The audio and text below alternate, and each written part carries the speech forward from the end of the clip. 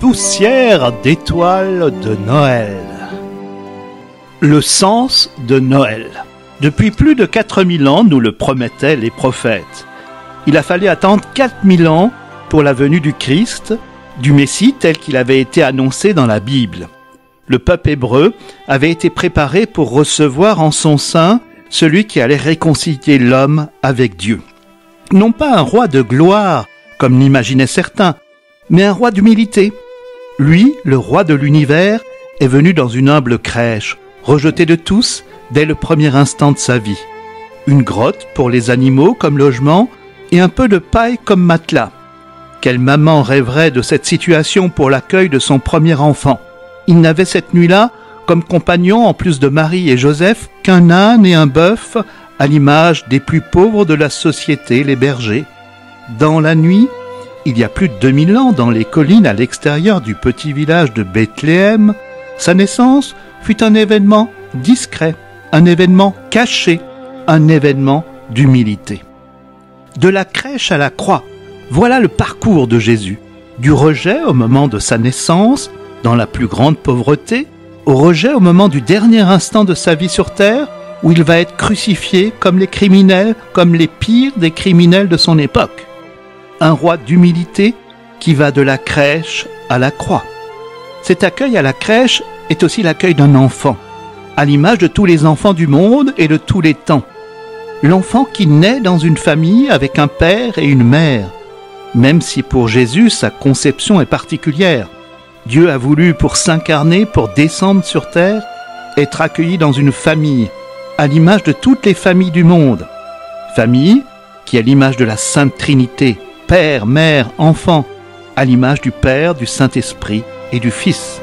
Une des trois personnes de la Sainte Famille, Jésus, Marie, Joseph, JMJ, est aussi une des trois personnes de la Sainte Trinité. C'est comme si on avait là un reflet en 2D de ce qui se passe au ciel en 3D, comme les nuages du ciel qui se reflètent sur un lac. La Sainte Famille est le reflet de la Sainte Trinité, l'image de la Sainte Trinité. Et Dieu créa l'homme à son image, est-il dit dans la Genèse. Il créa l'homme et la femme, Dieu les bénit et Dieu leur dit « Soyez féconds ». Dieu créa l'homme, le genre humain, homme, femme et enfant, à son image de Dieu Trinité. Il les créa donc famille. La Sainte Famille voulue par Dieu pour devenir homme et réconcilier ainsi l'homme avec Dieu, depuis la chute au Jardin d'Éden, en est un exemple parfait. Un exemple pour toutes les familles du monde, dont on peut s'inspirer aujourd'hui encore. Dieu a voulu sanctifier la famille, en s'incarnant dans une famille, reflet de la Sainte Trinité, dont Jésus est le lien, à la fois membre de la Sainte Trinité et membre de la Sainte Famille. Il y a un lien d'amour entre le Père, le Fils et le Saint-Esprit. De même un lien d'amour entre l'homme, la femme et le ou les enfants. C'est un lien qui est une communion et qui déborde d'amour et de vie. Comme au sein de la Sainte Trinité, il y a un débordement infini de l'amour qui donne la vie et toute la création, avec ses milliards d'étoiles, de planètes, ses millions d'espèces végétales et animales. Et prenons un exemple de ce débordement de l'amour et de la vie pour une famille humaine. Un homme et une femme qui unissent leur vie par amour dans un mariage en l'an 1000 et fondent ainsi une famille. Savez-vous combien d'enfants et descendants pourraient être issus de cette première famille de nos jours en l'an 2000? Peut-être plusieurs centaines de milliers. C'est ça, le débordement de l'amour et de la vie. Et la nativité, ce moment de Noël, est le moment privilégié de l'irruption de l'amour de Dieu parmi les hommes. C'est aussi la jonction entre Dieu et une famille, la Sainte Famille, et de là toutes les familles du monde. Aussi aujourd'hui, même pour les non-croyants, et ce malgré les feux brûlants de la société de consommation, Noël est encore la fête de l'enfance, des enfants accueillis au sein d'une famille, la fête de la famille et la fête de l'amour. Amour fait homme, amour fait famille. À travers les cadeaux que l'on offre aux enfants ou que l'on se fait à l'occasion de la fête de Noël, il est important de retrouver le vrai sens de Noël. Le plus grand cadeau de Noël, c'est Dieu fait homme.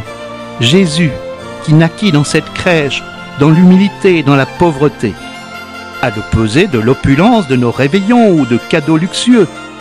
Le vrai sens de Noël, c'est la fête de la famille, de l'accueil, du partage, une fête de l'amour avec un grand A. Ce que l'on fête, c'est l'amour de Dieu parmi les hommes, et l'amour des hommes entre eux, et notamment au sein de la famille. L'essentiel est à l'intérieur, dans le cœur. Dans cette fête, c'est le cœur qu'il faut retrouver, et non pas les décors, non pas l'extérieur.